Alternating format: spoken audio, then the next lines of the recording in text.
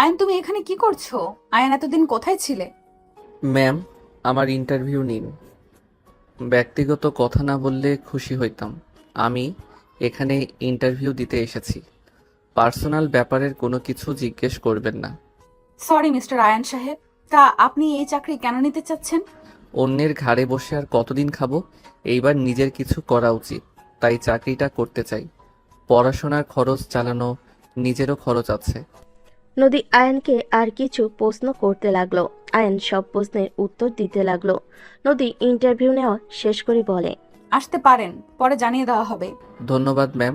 Ion উঠে চলে যেতে লাগলো। নদী আয়নের দিকে অসহায় চোখে তাকিয়ে থাকতে লাগলো। ম্যানেজার আরেকজনকে পাঠালে নদী নিজের ভাবনার জগৎ থেকে বের হয়ে ইন্টারভিউ নিতে লাগলো। এক এক করে সবার ইন্টারভিউ নিতে লাগলো। নেওয়া শেষ হলে নদী ক্লান্ত হয়ে বারান্দায় চলে গেল। বাইরের দিকে তাকিয়ে ভাবতে লাগলো। আয়ান আমার উপর এখনো রেগে আছে। রাগ করার কথা, আমি ওর সাথে অনেক অন্যায় করছি। আয়ানকে চাকরিটা দেওয়া উচিত। নদী কথাগুলো ভাবতে লাগলো। 7 দিন পর আয়নের ফোনে SMS আসলে আয়ন মুচকি হাসি দিয়ে বলে, আলহামদুলিল্লাহ, অবশেষে চাকরিটা পেয়ে গেলাম। যাই হোক, রাগ করে চাকরি ছেড়ে দেওয়া যাবে না। টাকার দরকার আছে, সামনে ফর্ম ফিল আপ করা লাগবে, অনেক টাকার ব্যাপার। আয়ন কথাগুলো বলতে লাগলো। 2 দিন পর আয়ন রেডি হয়ে অফিসে চলে গেল। আয়ন নদীর কেবিনের সামনে গিয়ে বলল, ম্যাম, আসবো? জি আসেন, ওয়েলকাম আপনাকে। ধন্যবাদ ম্যাম। ম্যানেজারের সাথে দেখা করেন, উনি আপনাকে সব কাজ বুঝিয়ে দেবে। Okay ma'am. আয়ন কেবিন থেকে বের হয়ে গেল। ম্যানেজার রুমের সামনে বলল, ম্যাম, আসবো? হ্যাঁ আয়ান সাহেব আসেন। আয়ন ভিতরে চলে গেল। রাইসা বসতে বলল। আয়ন বসলো। আয়ন বলে উঠল, আমার কাজটা বুঝিয়ে দিতে বলছে ম্যাম। একটু অপেক্ষা করো। আয়ন বসে থেকে অপেক্ষা করতে লাগলো। 10 মিনিট পর বারান্দা থেকে এসে আয়নকে বুঝিয়ে সবকিছু বলতে লাগলো। আয়ন বলে উঠল, ওকে ম্যাম, ধন্যবাদ। সাবধান, ম্যাম কিন্তু অনেক রাগী। কাজ ঠিকভাবে করো। ঠিক আছে ম্যাম। আয়ন রাইসার কেবিন থেকে বের হয়ে নদীর কেবিনের দরজা খুলে অনুমতি নিবে। আয়নের বুকের ভিতর ঢুক করে উঠল। নদী তাড়াতাড়ি করে ওর বয়ফ্রেন্ড রনিকে সরিয়ে দিল। আয়ান বলে ওঠে, সরি ম্যাম। ও হট করে দরজা খোলার সাহস কে দিয়েছে তোমাকে? নক করে দরজা খুলতে হয়ে পারো না? সরি সরি, বুঝতে পারি নাই। মুডটাই নষ্ট করে দিলে। রনি চুপ করবে? আয়ান, ভেতরে আসেন। ম্যাম, আপনারা থাকেন, ফ্রি হইলে আমাকে ডাক দিয়েন। সমস্যা নাই, আপনি আসেন। আয়ন ভিতরে গেল। নদী আয়ানকে বলল। ফাইলগুলো গুছিয়ে রেডি করে দাও। আয়ন ফাইলগুলো নিয়ে সোফায় বসলো। টেবিলের উপর রেখে এক এক করে দেখতে লাগলো। আয়নের চোখের কোণায় এক ফোঁটা পানি গড়িয়ে পড়লো। আয়ন সাথে সাথে তা মুছে ফেল। নদী আয়নের চোখে পানি দেখে নিজের অজান্তেই বুকের ভিতর ধক করে উঠল। রনি বলে ওঠে, এই ছেলে, বাইরে গিয়ে ফাইলগুলো দেখো। বাহিরের কোথায় বসে কাজ করব? আমি আপনাদের দিকে তাকাচ্ছি না, আমি নিচের দিকে তাকিয়ে আছি। কাজ বাদে অন্যদিকে তাকানোর সময় আমার নাই। এত বড় সাহস, বেয়াদবের মতো কথা বলছোস। মাফ করবেন। আয়ন নিচের দিকে তাকিয়ে থেকে কাজ করতে লাগলো। আয়নের চোখের কোণায় পানি টলমলো করতে লাগলো। রনি নদীর কোমর ধরে টেবিলের উপর বসিয়ে দিল। নদীর মুখে হাত দিয়ে বলে, তোমার গালগুলো ইচ্ছে করছে একদম খেয়ে ফেলে। তুমি এত সুন্দর কেন? তোমাকে যত দেখি ততই যেন প্রেমে পড়ে যাই। আয়ান রাগের সামনে থাকার গ্লাসটা পানি খেয়ে চেপে ধরলো। রনি নদীকে কিস করতে যাবে, সাথে সাথে আয়ন হাতের চাপে গ্লাস ভেঙে যাওয়ার শব্দ পেয়ে নদী চমকে উঠল। পিছনে তাকাতেই আয়নের হাত রক্ত দেখে আয়ন হাত সাথে সাথে মুছতে লাগলো। নদী রনিকে সরিয়ে দিয়ে টেবিলের উপর থেকে নেমে আয়নের হাত ধরতে যাবে। আয়ন সাথে সাথেই বলে ওঠে, সরি ম্যাম, গ্লাসটা ভেঙে ফেলার জন্য। আপনার পেমেন্ট থেকে গ্লাসের দাম রেখে দিয়েন, আমি হাত ধুয়ে আসছি। হাত দাও বলছি। হাতের ভেতরে কাজ ঢুকে গেছে, বারবার সার দিয়ে মুছো। কাঁচের টুকরোর সাথে তো আরো ক্ষত যাচ্ছে। নদীর কথা শুনে আয়ন চোখের পানি গড়িয়ে পড়তে লাগলো আর হাসতে লাগলো। হা।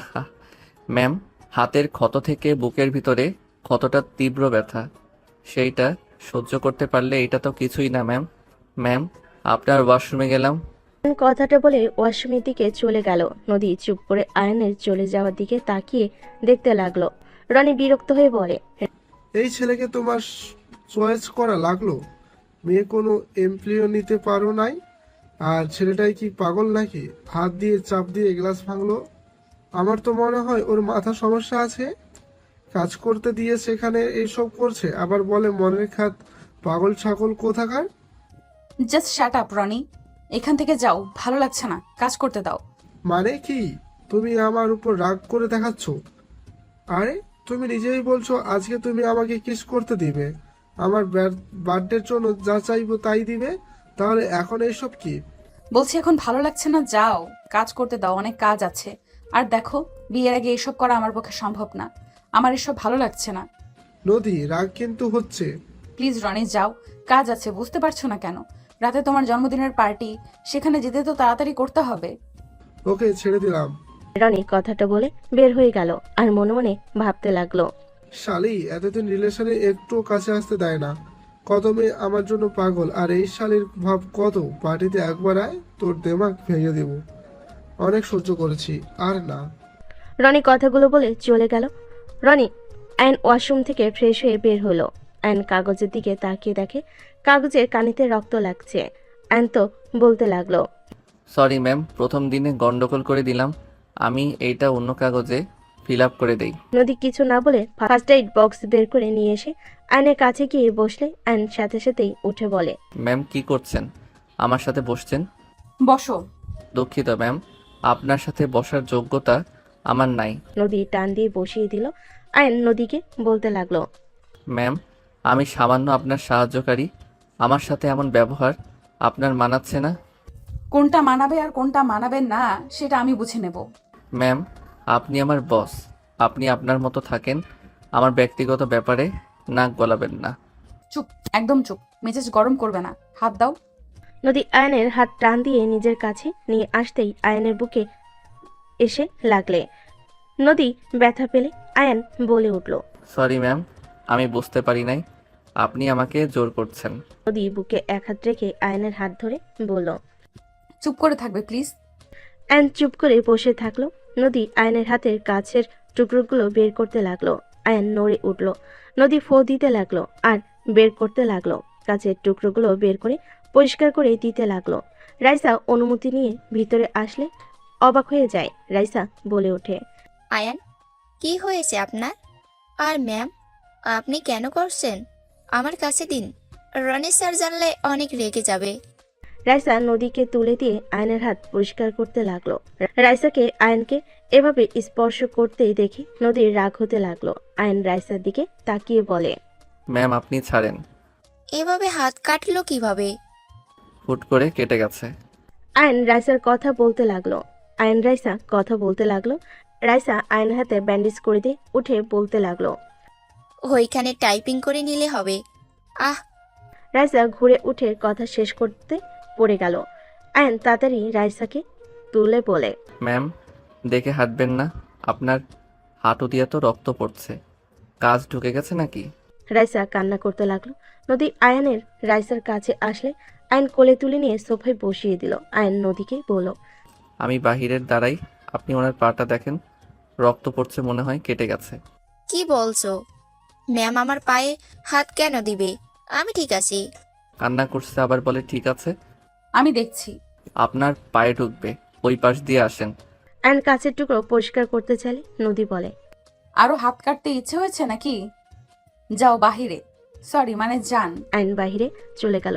নদী রাইসার পায়ের উপরের দিকে প্যান্ট তুলে দেখে অল্প চিড়ে গেছে। নদীকে বাধা দিলে রাইসার কোনো কথা না শুনে ব্যান্ডেজ করে দিল। নদী পিয়নকে জানিয়ে দিল। পিয়ন এসে কাজগুলো পরিষ্কার করে চলে গেল। আয়ন কেবিনের ভিতরে গিয়ে কাগজটা নিয়ে আরেকটা কাগজ বানাতে লাগলো। রাইসা আয়নের পাশে দাঁড়িয়ে দেখিয়ে দিতে লাগলো। আয়নের হাতের উপর হাত দিয়ে টাইপিং করতে লাগলো। নদী হাত মুঠো করে ফেলল। আয়ন কাজ শেষ করে রাইসাকে বলে, ধন্যবাদ ম্যাম। ওকে, কাজ করো, আমি আসছি। ম্যাম, আপনার মিটিং আগামীকাল। ও আচ্ছা, তুমি ঠিক করে ফেলেছো? জি ম্যাম, ওনাদের সাথে কথা বলছি। রাইসা নদীর সাথে কথা বলে চলে গেল। আয়ন নিজের কাজ করতে লাগলো। নদী ল্যাপটপে নিজের কাজ করতে লাগলো। এরই মাঝে মাঝে মাঝে আয়নের দিকে তাকিয়ে থাকতে লাগলো। সন্ধ্যার দিকে আয়নের ছুটি হলে বের হয়ে যায়। আয়ন রাস্তা দিয়ে হাঁটতে লাগলো। নদী গাড়ি নিয়ে যেতে আয়নকে হেঁটে যেতে দেখলো। নদী আয়নের সামনে গাড়ি থামিয়ে বলে, গাড়িতে আসো, নামিয়ে দেই। ধন্যবাদ ম্যাম বলার জন্য। আপনি যান। আইন কথাটা বলে হাঁটা শুরু করলো। নদী একটা দোকানে বসে চা অর্ডার দিল। চা আর পাউরুটি খেতে লাগলো। নদী আয়নের দিকে তাকিয়ে থাকতে লাগলো আর ভাবতে লাগলো। নদী, তুই ওকে নিয়ে এত ভাবস কেন? তুই তো ওকে ভালোবাসিস না, আর সহ্যও করতে পারস না। তাহলে কেন ওকে নিয়ে ভাবছিস? ওই যা ইচ্ছা করুক, তাতে তোর কি? তুই তো রনিকে ভালোবাসিস। তাড়াতাড়ি ওকে ডিভোর্স দিয়ে দিতে হবে। এই বিয়ে তো জোর করে দেওয়া হয়েছিল। নদী কথাগুলো ভাবতে ভাবতেই ড্রাইভারকে চলে যেতে বলল। নদী চলে গেল। আয়ন চা পাউরুটি খেয়ে বিল দিয়ে রাস্তা দিয়ে হাঁটতে লাগলো। ব্রিজের উপর উঠে বসে পড়লো। বসে থেকেই ভাবতে লাগলো। ফ্ল্যাশব্যাক। তুই নিজেকে কি ভাবস? আমার স্বামী, আমি তোমাকে স্বামী হিসেবে মানি না। আমি মরে গেলেও তোকে আমার স্বামী হিসেবে মানবো না। আমি তোকে পছন্দ করি না, জীবনে করবও না। দয়া করে আমার লাইফ থেকে চলে যা। নদী, আমি তো তোমাকে বিয়ে করতে চাই নাই। আমাকে ব্ল্যাকমেইল করে তোমার সাথে বিয়ে দিয়েছে। আমি সত্যি তোমার সাথে কিছু করি নাই। তুমি অজ্ঞান হয়ে গেছিলে। আমি তোমাকে জাস্ট আমার ঘরে জায়গা দিয়েছিলাম। তাহলে তো হয়ে গেল। আমিও তোকে ভালোবাসি না, তুইও না। তাহলে দয়া করে আমার পেছনে পেছনে আসিস না। ডিভোর্স লেটার দিলে সাইন করে দিস। তুমি অসুস্থ, এভাবে এখান থেকে যাওয়া তোমার ঠিক হবে না। আমি তোমার থেকে স্ত্রীর অধিকার চাইবো না। তুমি আমার উপর বিশ্বাস রাখতে পারো। আমি এক মুহূর্ত এখানে থাকবো না। তোকে আমার বিশ্বাস হয় না। আমি তোমার স্বামী, আর আমি যখন বলছি আমি তোমার কাছেও যাব না। Just shut up. আমি তোকে স্বামী হিসেবে মানি না। কতবার বলবো? মানতে হবে না। জ্বরওয়ালা মানুষ শুয়ে থাকেন। অ্যান কথাগুলো বলে ঘর থেকে বের হয়ে গেল। হঠাৎ অ্যান ভাবনার জগৎ থেকে বের হয়ে দেখে ওর সামনে একটা বাচ্চা ছেলে এসে বলছে। ভাইয়া, আমাকে কিছু টাকা দিবেন? অনেক ক্ষুধা লাগছে, আমি 4 দিন ধরে কিছু খাই নাই। অ্যান ছেলেটাকে বলে। তোমার বাবা মা নাই? অ্যানের কথা শুনে ছেলেটা বলে। আমার মা মারা গেছে, বাবা বেঁচে আছে, কিন্তু সেই নতুন মা নিয়ে এসেছে। সেই আমারে বাসা থেকে বের করে দিছে। ছেলেটাকে 20 টাকা বের করে দিয়ে বলে। আমার কাছে এই 20 টাকা আছে, আর কোনো টাকা নাই। আয়নের কথা শুনে ছেলেটা খুশি হয়ে বলে। ধন্যবাদ ভাইয়া। বলে আয়ন ছেলেটাকে 20 টাকা বের করে দিয়ে বলে। আয়ন বলে চলে গেল। আয়ন উঠে ব্রিজের গ্রিল ধরে আকাশের দিকে তাকিয়ে থাকতে লাগলো। রাত 1টা পর্যন্ত ওখানে বসে থাকলো। আয়ন উঠে হাঁটতে লাগলো। হঠাৎ একজনের সাথে ধাক্কা লাগলো। আয়নের ধাক্কা খেয়ে মেয়েটা সোজা আয়নকে নিয়ে পড়ে গেল। আয়ন মাথায় ব্যথা পেল। মেয়েটা ভয়ে কান্না করতে করতে বলে। আমাকে সাহায্য করেন প্লিজ। আয়ন নদীর কণ্ঠ শুনে চমকে গেল। আইন নদীকে নিয়ে উঠে পড়ল। এদিকে কিছু ছেলেদের আসতে দেখে আইন নদীকে ঘুরিয়ে ঠোঁটের সাথে ঠোঁট বসিয়ে দিল। নদী ছুটতে চলে। আইন নদীর কোমর নিজের সাথে চেপে ধরল। আয়নের হাত সরিয়ে দিতে গেলে নদী হাতে ব্যান্ডেজ দেখে আয়নের শরীরে ঘ্রাণ চুপ করে থাকলো। ছেলেগুলো আয়নদেরকে দেখে হাসতে হাসতে বলতে লাগলো, বা ওইটাও রাগ, এগুলো কিছু পিক তুলে নেই। রাস্তার ভিতরে রোমাঞ্চ। ছেলেগুলো কথাগুলো বলে কিছু পিক তুলে হাসতে হাসতে সামনের দিকে দৌড়ে চলে গেল। আয়ন নদীকে ছেড়ে দিলে নদী আয়নকে দেখে শক্ত করে জড়িয়ে ধরে কান্না করতে করতে বলল। আয়ান, তুমি? আমি তো ভয় পেয়ে গেছিলাম। আয়ন নদীকে সরিয়ে দিয়ে পাজকলে তুলে নিল। নদীকে নিয়ে হাঁটতে লাগলো। নদী আয়নের গলা জড়িয়ে ধরে অঝরে কান্না করতে লাগলো। আয়ন ওইখান থেকে হেঁটে সোজা ওর বাসায় নিয়ে গেল। দরজার সামনে নামিয়ে দিয়ে সেকল খুলে দিয়ে বলল, ভিতরে আসেন। আপনার বাসায় যাওয়ার জন্য গাড়ি এখানে পাওয়া যাবে না। অনেক রাত হয়ে গেছে। এখানে রাতটা থেকে যান, আর না হয় আপনার ড্রাইভারকে কল দেন। আয়ন কথাগুলো বলে ঘরের ভিতর ঢুকে পড়ল। নদী ঘরের ভিতরে ঢুকে সোজা আয়নকে পিছন থেকে জড়িয়ে ধরে হাউমাউ করে কান্না করতে লাগলো আর বলতে লাগলো, আয়ান, আমাকে ক্ষমা করে দাও। আমি যার জন্য তোমাকে এত কষ্ট দিয়েছি, অপমান করেছি, সেই মানুষটা আজ আমার ইজ্জত কেড়ে নিতে চেয়েছিল। এইটা আমার পাপের শাস্তি। হাজব্যান্ড থাকতেও আমি বয়ফ্রেন্ডকে আপন ভেবেছি। তুমি আমাকে ক্ষমা করে দাও প্লিজ। আয়ন পিছনের দিকে ঘুরে নদীকে সরিয়ে দিয়ে বলে, কান্না থামান। আমার ঘরে খাবার নাই যে খাইতে দিব। ফ্রেশ হয়ে শুয়ে পড়েন, আর না হয় আপনার ড্রাইভারকে কল দিয়ে আসতে বলেন। আমি কোথাও যাব না, আমার খাবার লাগবে না। আয়ান, দয়া করে আমাকে ক্ষমা করে দাও। আমি তোমার পায়ে পড়ছি, আমাকে একবার ক্ষমা করে দাও। আমি তোমার ভালো স্ত্রী হয়ে সারা জীবন কাটিয়ে দেব। আমি তোমাকে নিয়ে আমার ফ্যামিলির কাছে যাব। আমাদের বিয়ে হয়েছে, আমি সবাইকে বলে দিব। আয়ান, প্লিজ আমাকে ক্ষমা করে দাও। আয়ন সাথে সাথে নদীকে বলে, কি করছেন? আপনাকে কিছু বলতে হবে না। আপনার উপরে আমি রেগে নেই ম্যাম। দয়া করে এইসব কথা রাখেন। মাথা ব্যথা করছে। আপনার ড্রাইভারের নাম্বারের কল দেন। আমার ফোন নেই, কোথায় পড়ে গেছে আমি জানি না। ও আচ্ছা, তাহলে আর কি করবেন? এখানে থাকতে হবে। আমার ফোনে টাকা নাই। ওয়েট, আমি চৌকিটা পরিষ্কার করে দেই। আয়ন কাটা অবস্থায় হাত দিয়ে কাজ করতে গেলে আয়নের হাত থেকে বিছানার চাদর নিয়ে বলল, আমি করছি। কাটা হাত নিয়ে কাজ করতে হবে না, তুমি তো ব্যথা পাবে তো। হা হা, হাসি আসছে। আমি জানি কেন হাসছো। I am sorry Ayan. এত সরি বলেন না তো। আয়ন কথাটা বলে পাটি নিয়ে এসে মেঝেতে বিছিয়ে দিয়ে ব্যাগ মাথার নিচে দিয়ে শুয়ে পড়ল। নদী আয়নকে বলল, আয়ান আমার সাথে শুয়ে পড়ো, নিচে সাপ পোকা কামড় দিতে পারে।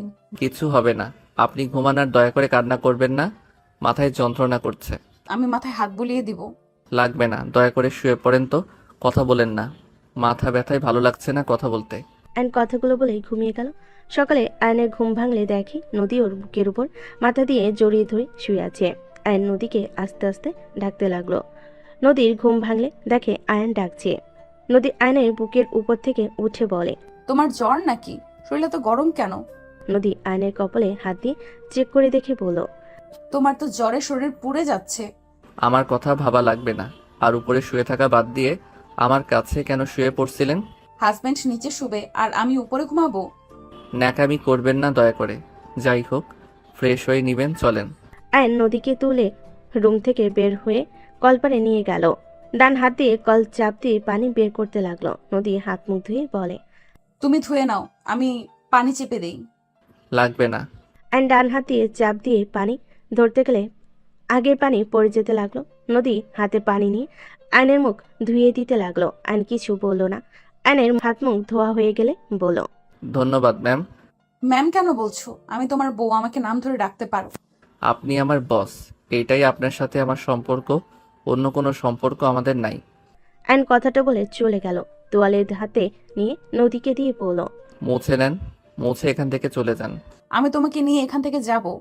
আমি যাব না, আপনি চলে যান। আমি তোমাকে ছাড়া যাব না, বলছি না? আপনার অফিসের সময় হয়ে গেছে, যান। বললাম তো যাব না। ওকে, পড়ে থাকেন, আমি অফিসে গেলাম। অ্যান শার্ট খুলতেই নদী লজ্জের পিছনে ঘুরে তাকালো। অ্যান শার্ট পরতে লাগলো। দু হাত দিয়ে বোতাম লাগাতে হাতে অল্প ব্যথা পেল। প্যান্ট চেঞ্জ করতে চাইলে নদীকে বলে, ওই দিকে ঘুরে তাকিয়ে থাকেন, পিছনে তাকাইয়েন না। ঠিক আছে। অ্যান প্যান্ট চেঞ্জ করে নিতে লাগলো। চেঞ্জ করে নদীকে কিছু না বলে বের হয়ে গেল। নদী আয়নকে বলতে লাগলো, ওরা যদি আবার আসে আমাকে একা রেখে চলে কেন যাচ্ছ? আমাকে সময় মতো অফিসে যেতে হবে। অফিসের বস না থাকলে বকা কে দিবে? রাইসা ম্যাম আছে। কত ম্যাম আছে? আমাকে নিয়ে চলো, আমি এখানে একা থাকবো না, ভয় লাগে। আসেন। আয়ন ঘরের শেকল লাগিয়ে দিয়ে নদীকে নিয়ে হাঁটতে লাগলো। আয়ান বলে ওঠে, কষ্ট করে হেঁটে যেতে হবে। আমার কাছে 1 টাকাও নাই যে গাড়ি ভাড়া করব। তোমার কাছে টাকা নাই আমাকে একবারও বলো নাই কেন? আপনি কে যে আপনাকে বলতে হবে? তাই বলে না খেয়ে থাকবে নাকি? আর এতদিন কোথায় ছিলে? আপনাকে কোনো কিছু বলতে আগ্রহী না আমি। আয়নের পাশ দিয়ে ওর ফ্রেন্ড গেল। আয়ন বলে ওঠে, রাকিব। অফিসে যাস নাকি? এই শোন, 50 টাকা হবে? আছে। দে, আমি বেতন পাইলে দিয়ে দিব। আমি তোকে বলেছি এখন দিতে। না মানে, টাকা চাইতে শরম লাগে। ফালতু, আমার সামনে ন্যাকামি করবি না। আমি তোর ফ্রেন্ডই নই। আয়ন রাকিবের হাত থেকে টাকা নিয়ে বলল, ধন্যবাদ দোস্ত, এই দিন এইটা দিয়ে বাসায় চলে যান। লাগবে না। নিতে বলছি, নেন। কইলাম তো যাব না, তোমার সাথে হেঁটে যাব। আমার এত ন্যাকামি ভালো লাগছে না। এই নেন, যান চলে। কে রে এটা? কেউ না, তুই যা, আমি যাচ্ছি। আয়ন নদীর হাতে টাকাটা দিয়ে হাঁটা শুরু করে দিল। নদী ওর পিছনে যেতে নিবে, তখন ওর সামনে দিয়ে গাড়ি থামলে। নদী চলে গেল। আয়ন অফিসে চলে গেল। অফিসে গিয়ে নদী কেবিনে গিয়ে বসে থাকতে লাগলো। কেবিনটা গোছাতে লাগলো। গোছানো শেষ করে সোফায় বসে থাকতে লাগলো। নদী 10টার দিকে অফিসে আসলে আয়ন উঠে সালাম দিল। নদী আয়নকে বলল, এগুলো খেয়ে নাও। ম্যাম, আপনি বস হয়ে নাটক করবেন না তো। যা বলছি তাই করো। এত ন্যাকামি করলে আমি আপনার অফিসের জব ছেড়ে দিব। না খেয়ে থাকবে নাকি? গতকাল সন্ধ্যায় চা একটা রুটি খাইছো, দেখো তাড়াতাড়ি খেয়ে নাও, মাথা ঘুরে পড়ে যাবে না খেয়ে থাকলে। এত ভাবা লাগবে না।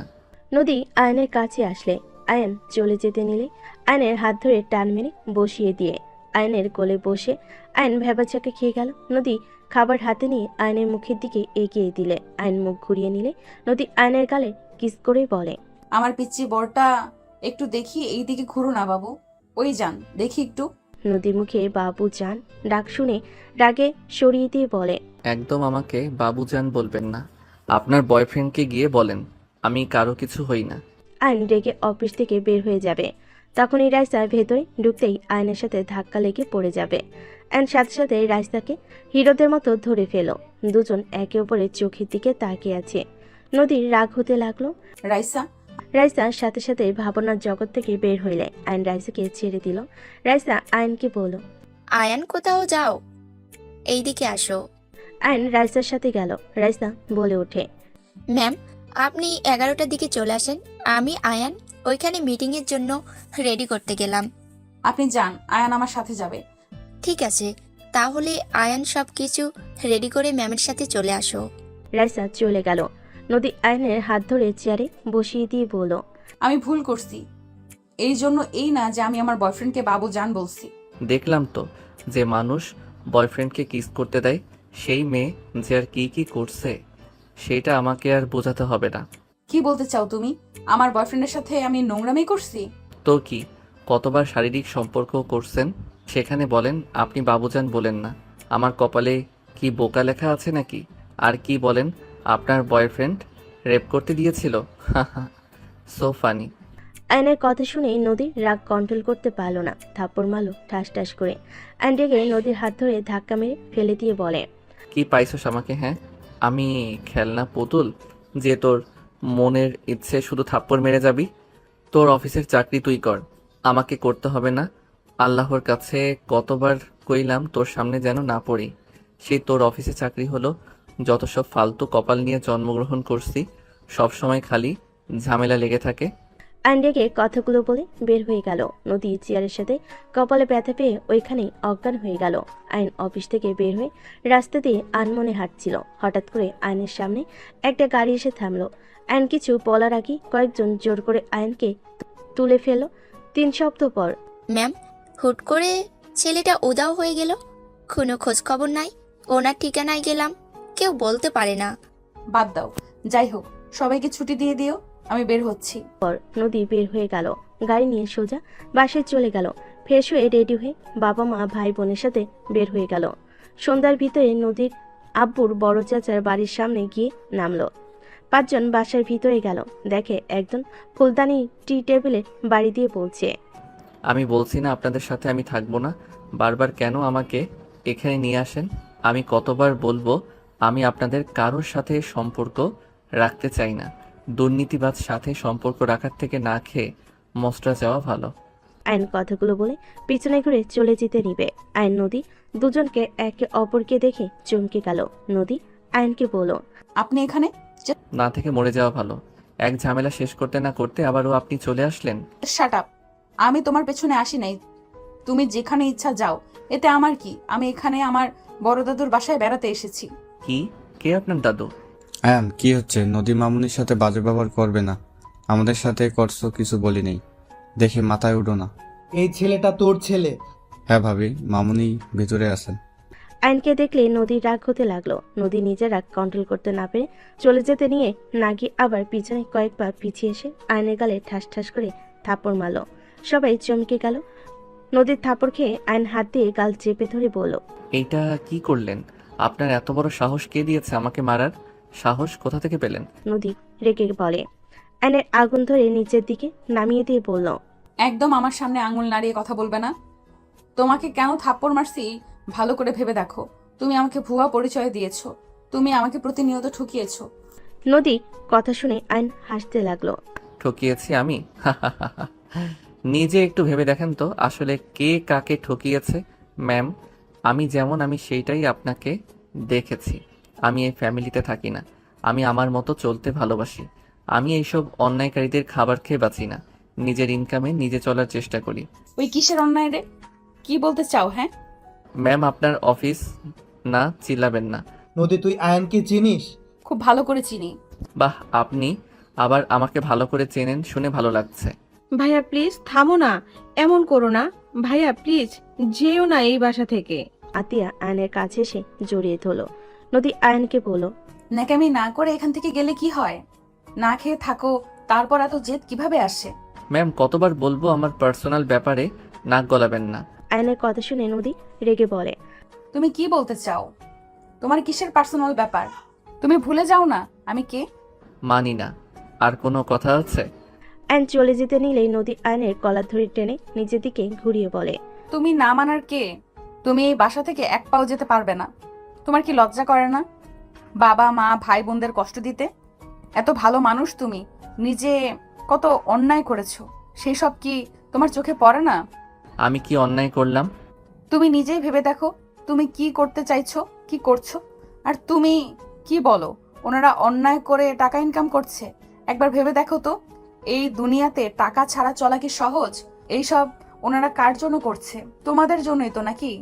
তুমি এত যে ভাব করছো, তুমি ভেবে দেখো তোমার কাছে শূন্য টাকা আছে, সামান্য চা খাওয়ারও টাকা নাই, না খেয়ে অফিস করো, কলেজে যাও, তারপরও বলবে টাকার কোনো দরকার নেই।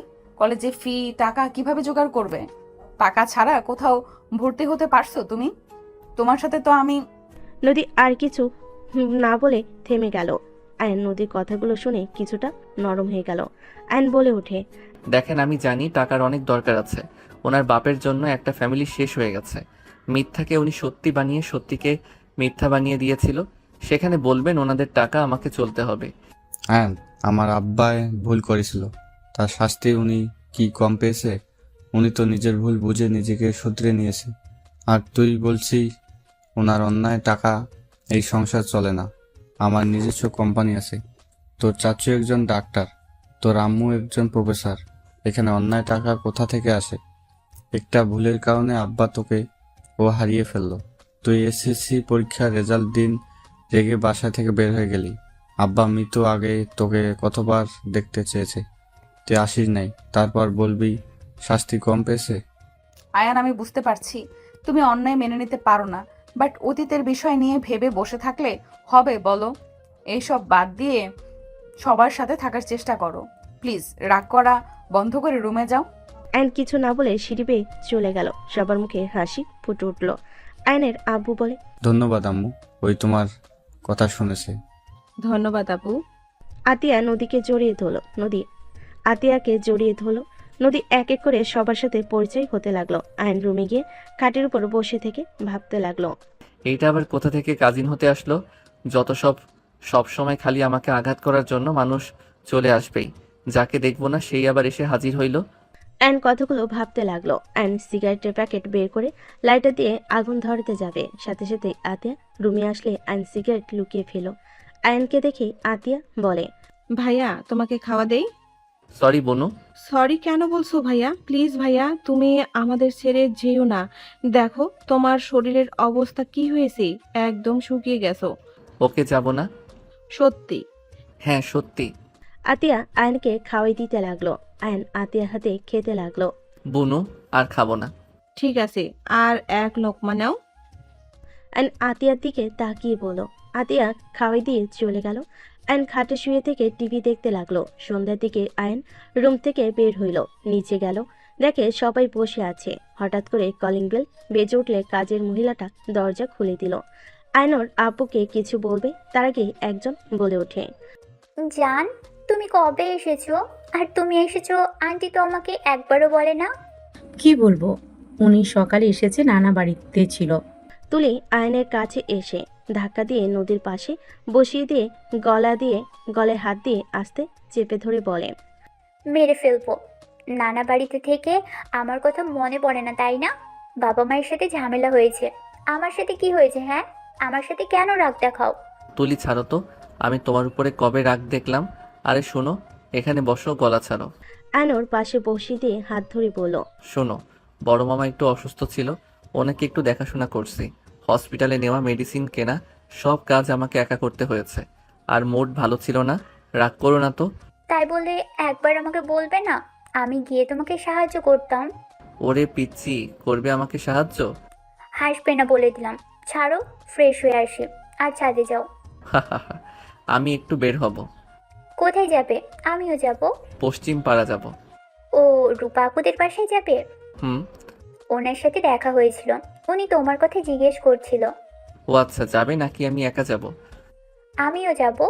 আঙ্কেল আন্টি, আব্বু আম্মু আসলে বলবেন আমি আয়নের সাথে চলে গেছি। ঠিক আছে। আয়ন তুলি বের হয়ে গেল। নদী বলে ওঠে, আন্টি, এই মেয়েকে আমার ছোট ননদের মেয়ে। আয়নের হবু বউ তাহলে এই মেয়ে? মাশাল্লাহ, দুজনকে অনেক সুন্দর মানিয়েছে। দোয়া করেন ওদের জন্য। মানে ওই মেয়েটা আয়নের হবু বউ? হ্যাঁ। কথাটি শুনে নদী চুপ হয়ে গেল। এদিকে আয়ন তুলি দুজন সাথীদের বাসে গিয়ে সবার সাথে সময় কাটিয়ে রাত 8টায় বাসে আসলো। দুজন হাসাহাসি করে বাসার ভিতরে ঢুকলো। নদী আয়ন তুলির দিকে তাকিয়ে থেকে দেখতে লাগলো। আয়ন তুলির আব্বু মুখে সালাম দিয়ে বলল, শ্বশুর শাশুড়ি ব্যাপার কি? আপনাদের কি আমার বউ ঠিক মতো খেয়াল রাখে না নাকি যে শুকিয়ে গেছেন? আয়নের কথা শুনে সবাই হাসতে লাগলো। তুলির আম্মু কিছু বলার আগেই তুলি কোমরে হাত দিয়ে বলে, বাজে কথা বলবে না। আমার কথা কি তোমার শ্বশুর শাশুড়ি শুনে নাই কি? ঠিক মতো খাই না, বড় আপু কত বকা দেয়, তাও দুইজন শুনে না। কিছু বললে বলবে খেতে ইচ্ছে করছে না, তোর 2 বোন খেয়ে নে, চা বানিয়ে দিয়ে যাস। আহারে, বউটাকে শুধু শুধু ভুল বুঝলাম। আয়ন মাথায় আদর দিয়ে সাথে সাথে চুল টেনে দিলে। তুলি আয়নের দিকে রাগী লুক নিয়ে তাকাতে আয়ন অন্যদিকে তাকিয়ে বলে, আমাকে মনে হয় কেউ ডাকছে। কেউ ডাকছে নাকি? কি করছে? ওয়েট। তুলি মারতে যাবে, সাথে সাথে আয়ন দৌড়ে শীতে উঠে মুখ ভেঙচি দিলে সবাই হাসতে লাগলো। নদীর আব্বু বলতে লাগলো, এই দুজন তো দেখি ভাই আর ভাবির মতো ঝগড়া করা শুরু করছে। ঠিক বলেছেন। আর ওনারা এখনো এই কাজগুলো করে। সবাই কথা বলতে লাগলো আর নদী বিরক্ত হয়ে উঠে চলে গেল। অ্যান্স রুমে গিয়ে ফ্রেশ হয়ে ছাদে চলে গেল। ছাদে গিয়ে দোলনায় বসে থেকে আকাশের দিকে তাকিয়ে থাকতে লাগলো। হঠাৎ করে কেউ একজন বলে উঠল, কি ব্যাপার মিস্টার আয়ন চৌধুরী? হবু স্ত্রীকে রেখে এখানে কি করেন? নদীর কণ্ঠ শুনে আয়ন পিছনের দিকে ঘুরে তাকিয়ে বলল, কি বলতে চান? কি বলবো, যা শুনছেন সেটাই বললাম। ওই আমার কাজিন হবু বউ না? আয়নের কথা শুনে নদী হাসতে লাগলো আর বলতে লাগলো, আয়ন চৌধুরী মিথ্যা কম বলেন। আপনাদের বিয়ে ঠিক করা হয়েছে আর আপনি এমন ভাব করছেন মনে হয় কিছুই জানেন না। আমি বিবাহিত। আমি আবার অন্য কাউকে কেন বিয়ে করব? আপনি বিবাহিত, ডিভোর্স দিয়ে দেন। আর ওই মেয়েটা তো অনেক ভালো, বিয়ে করেন সুখে থাকবেন। আমি তো নোংরা মেয়ে, ডিভোর্স লেটার পাঠিয়ে দিয়েন। নদীর কথাগুলো বলতে চোখের কোণায় পানি চলে আসলে সাথে সাথে মুছে ফেল আর নদীকে বলল, আপনি নোংরা হন বা যাই হন, আপনি আমার স্ত্রী আছেন, আমার স্ত্রী থাকবেন। হাসালেন, আমি আপনার যোগ্য না। আপনি তুলিকে বিয়ে করে নেন আর যত তাড়াতাড়ি পারেন ডিভোর্স লেটার পাঠিয়ে দেব।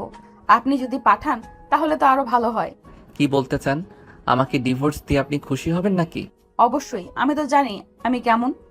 তাও হুদাই আমার লাইফটা নষ্ট করার কোনো মানে হয় না। এখান থেকে যান, আপনার কোনো কথা শোনার ইচ্ছা আমার নাই। অ্যান্ড কথাটা বলে ঘুরে আকাশের দিকে তাকিয়ে থাকতে লাগলো। নদী চোখের পানি মুছতে মুছতে চলে গেল। আয়ন কিছুক্ষণ থাকলে খাবার খাওয়ার জন্য ডাক দিলে আয়ন নিচে চলে গেল। সবার সাথে বসে খাবার খেতে লাগলো। হঠাৎ করে আয়নের আম্মু বলে, নদীমা, আমার ছেলে রাফিকে তোমার কেমন লাগে? মানে ওর কেমন লাগে তোমার? ওই ভালো নাকি খারাপ? জি, অনেক ভালো রাফি ভাইয়া। তোমার কি পছন্দ হয় নাকি আরো কিছুদিন রাফির সাথে মিশে দেখবে? সরি আন্টি, আমি ঠিক আপনার কথা বুঝতে পারছি না।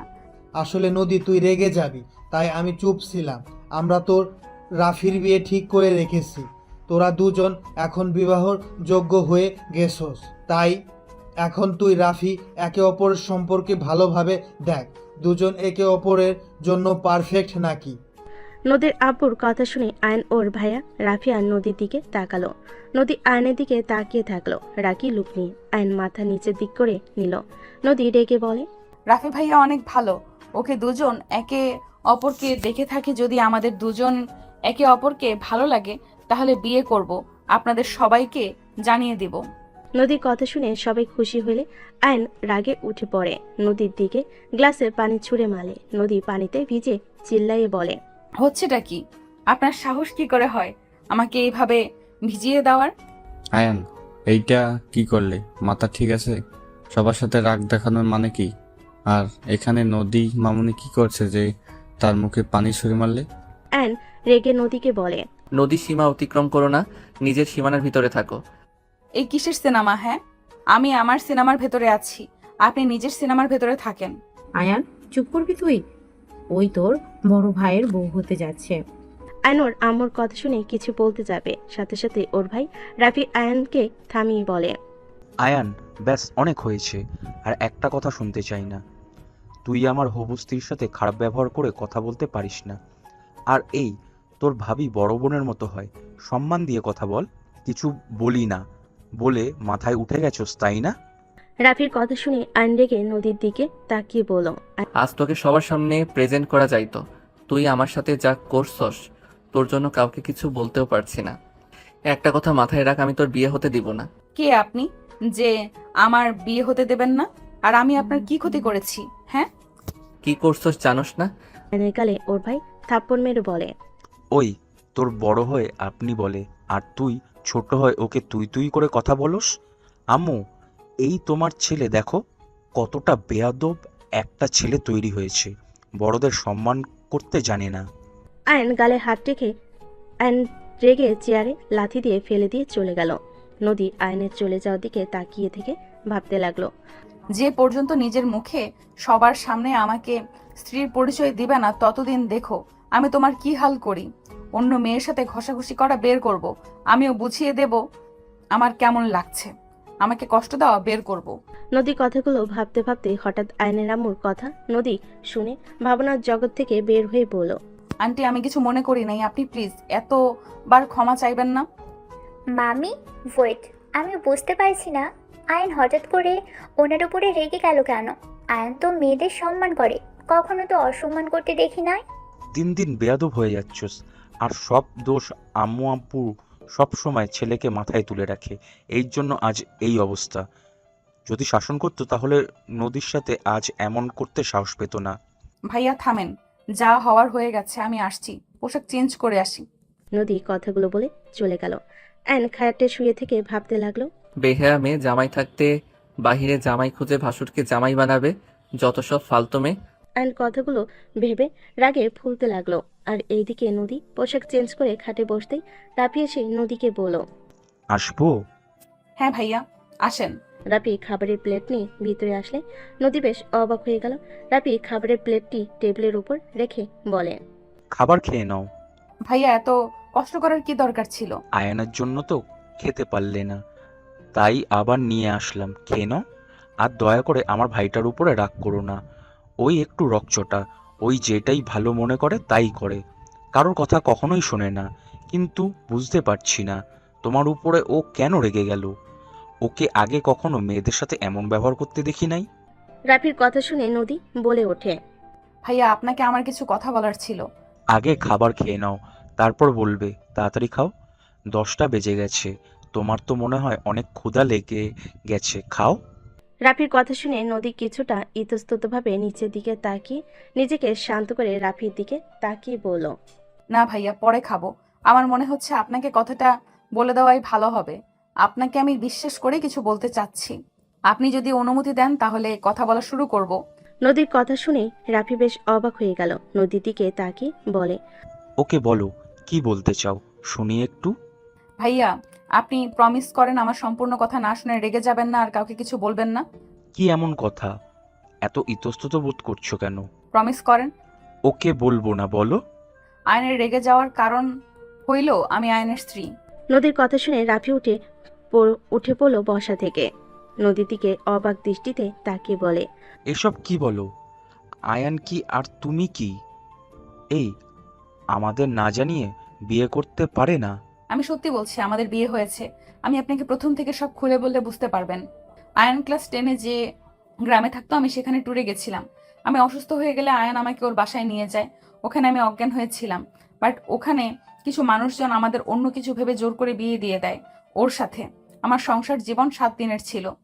কি এত কিছু হয়ে গেছে? আয়ান আমাকে একবারও বলে নাই? শুধু আমাকে কেন, ফ্যামিলির কাউকেই বলে নাই? আসলে আমি ওকে স্বামী হিসেবে মানি নাই, আমি ওকে অনেক কষ্ট দিয়েছি। যেমন? নদী রাফিকে সবকিছু খুলে বলতে লাগলো। কথা বলা শেষ হলে বলল, এই জন্য আমিও চুপ করে আছি। ওই যে পর্যন্ত আমাকে বউ হিসেবে সবার সামনে পরিচয় না দিবে ততদিন পর্যন্ত আমি চুপ করে থাকবো। আর আপনার সাহায্য লাগবে। হ্যাঁ বলো, কি সাহায্য? নদী বাহিরের দিকে তাকিয়ে থেকে ভালোভাবে দেখে রাফিকে আস্তে আস্তে বলতে লাগলো। কথা বলা শেষ হলে রাফি বলে, ঠিক আছে, আচ্ছা থাকো, আমি যাই। ওকে ভাইয়া। রাফি চলে গেল। নদী খাবার খেতে লাগলো। আয়ন খাট থেকে উঠে সোজা নদীর রুম খুঁজতে লাগলো। নদীর রুম খুঁজে পেলে আয়ন সাথে সাথে রুমের ভিতর ঢুকে পড়ে। নদী খাওয়া শেষ করে হাত দিয়ে পানি খেতে নেবে, সাথে সাথেই দেখে আয়ন।